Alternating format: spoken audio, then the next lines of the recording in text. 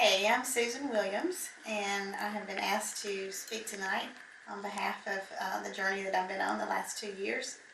It started out April 2014, and I found a little knot and had it checked out, and it turned out to be breast cancer. So we went through the chemo regimen, and then after that did the surgery, and then radiation, and then followed up because I was BRCA1 positive. We did a hysterectomy to be preventative. After that all finished up in February of 2015. I went just every 3 months for blood work and felt fine and went back to work.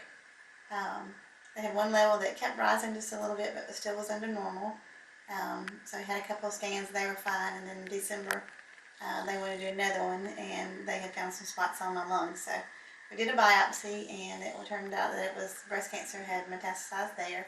It was small, so we made the decision to try to get on a trial drug through the Sarah Cannon Cancer Research in Nashville.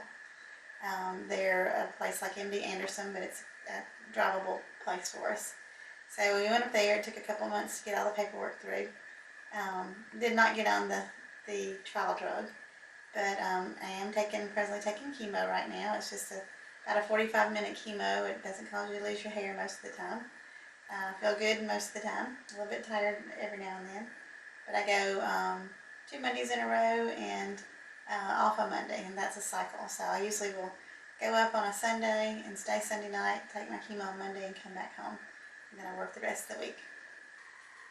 So when we first heard about going up to Sarah Cannon, of course, expense was one of the number one questions, is going up and having to pay for a hotel to spend the night. As we went up there, we did have to pay for the first 2 visits until we got into the program. And then we found out that after you're in treatment, they have something from the American Cancer Society that is called the Hope Lodge, and many cities have them. It's a 5-story building, and it's just like a hotel. So once I got in the program, I'm able to go every Sunday afternoon, and we stay there Sunday night, and we take treatment on Monday, and the hospital's really close, and we come back on Monday afternoon. Anyone can stay there. It's not based on income or how sick you are or how far you live. It's just you get your doctor's recommendation, and it's open to space available. So it's kind of first come, first serve. The first couple of floors are people that are kind of quick in and out appointments like myself, and then the top 2 floors are long-term patients that have to go for and stay a couple weeks or several weeks at a time. In 2014, guests stayed at the Hope Lodge in Nashville on an average of 14 nights.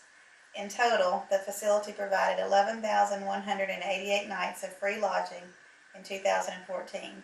This saved guests more than $1.6 million, but the benefits are not just monetary. The American Cancer Society funds this Hope Lodge, along with many other needs that cancer patients and their families need, but contributing to the Relay for Life also helps to pay for this lodge and all the funding that it takes.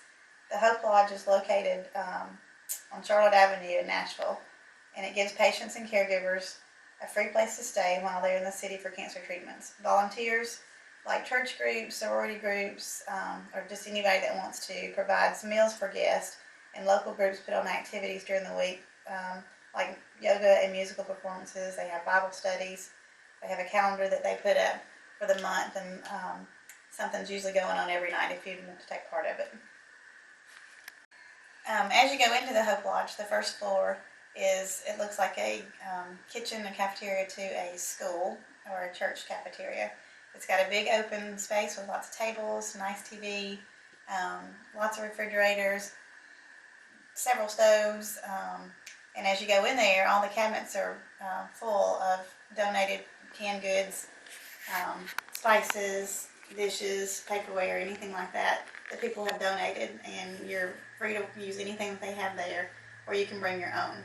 Everybody has their own little Tupperware container in the refrigerator with your room number on it, so if you want to get stuff for the fridge, you put that in there. And you also have a dry storage, so you have a little locker with a lock. Have a medicine one for people who have to put medicine in the refrigerator, so everything's numbered with your number on there. If you choose to eat there, you can, or you can go out to eat to several restaurants that are nearby. The second and the third floor are the more frequent people stay there that come in for short visits. And all the rooms are the same. They have a double bed and one twin bed. They all have TVs and bathrooms. So they provide you with everything you need in there. Each floor also has a supply closet, which is kind of neat. You can go to the supply closet because they don't supply you with, you bring your own soaps and shampoos and things like that, but if you don't have anything or you forgot it, each supply closet is equipped with all kinds of travel size supplies of shampoos and water or conditioner, toothbrushes or anything that people can bring up if you want to. And then on those two floors also there is, one room has a workout room with treadmills. Also has a little weight bench if you wanted to go there. And all these have a view over the city of Nashville, so it's really pretty. And then two of the other floors are sitting areas if you wanted to go in and watch TV or play games, to put puzzles together and just hold, several people. Because several people don't live that far, and families can come if they want to, not to stay, but they can come and visit. And then on the top two floors, on the very top floor is the fifth floor. It has a computer area. If you need to go on the computer, you can go up there, and they have free Wi-Fi. And then in the side of that room is the war room.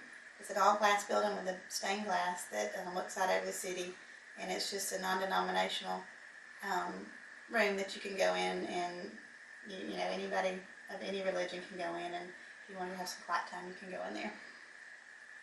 So as far as with me, I am been through several cycles of treatment, and I have another scan coming up in May, and we'll just see. It's kind of open-ended to how long I'm on treatment, and hopefully it will just keep shrinking, and then we'll be done with this. And did not realize until going through all this, I'd always heard about Relay for Life and American Cancer Society, but you just really never stop and take time to think about it. But doing all the donations, and when people come around and ask for donations, it really does help people, and I've seen it firsthand. And I just want to encourage anybody to give to Relay for Life, or when you're out talking to others, that you can let them know that it really is money that is helping others get through a hard time.